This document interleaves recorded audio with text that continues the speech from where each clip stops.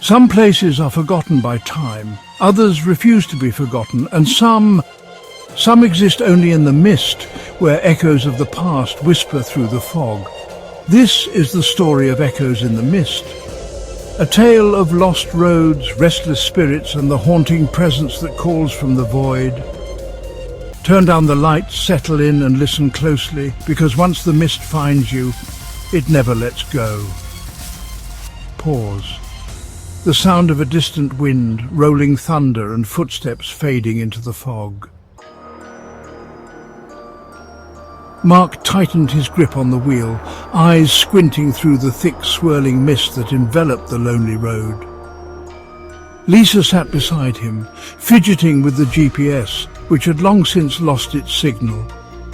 In the back seat, Eric leaned forward, peering out the window at the endless grey haze.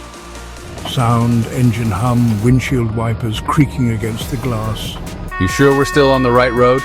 The GPS says we're nowhere. Literally, just a blank screen. We've been driving for hours. We should have hit the highway by now. The mist grew denser, absorbing the headlights, making the world beyond the car seem like an endless void. Even the sound of their own vehicle felt muffled, as if the fog itself was swallowing every noise. Then, just ahead, a faint glow emerged, a flickering neon sign in the mist. A gas station. The gas station looked like it had been abandoned for years. The sign buzzed weakly, casting eerie shadows across the cracked pavement. Mark pulled up, and the three of them stepped into the cold, heavy air. Sound footsteps on gravel, distant creak of a metal sign.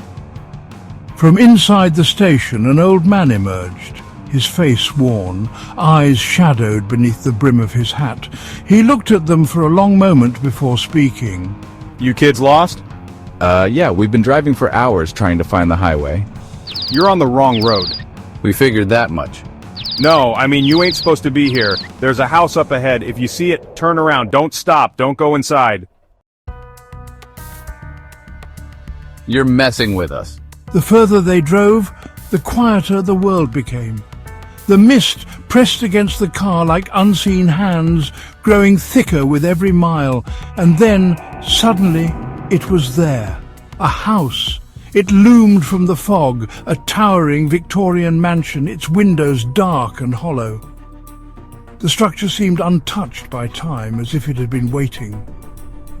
The car engine sputtered, the headlights flickered. Then the car died. A whisper drifted through the mist. Did you hear that? We need to go, now. But Mark was already stepping out of the car.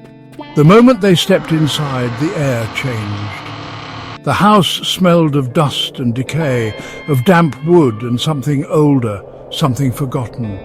The furniture was covered in sheets, untouched for decades. Then came the whisper. Who's there? Silence. Eric shone his flashlight toward the staircase. At the top stood a figure, pale, unmoving, watching. Then it disappeared. We have to leave now. The house seemed to exhale, a long, shuddering breath. The walls trembled, the whispers grew urgent, and suddenly the front door was gone. The house was shifting around them, twisting into something unnatural. The whispers turned into screams, desperate and pleading. This isn't real, it can't be.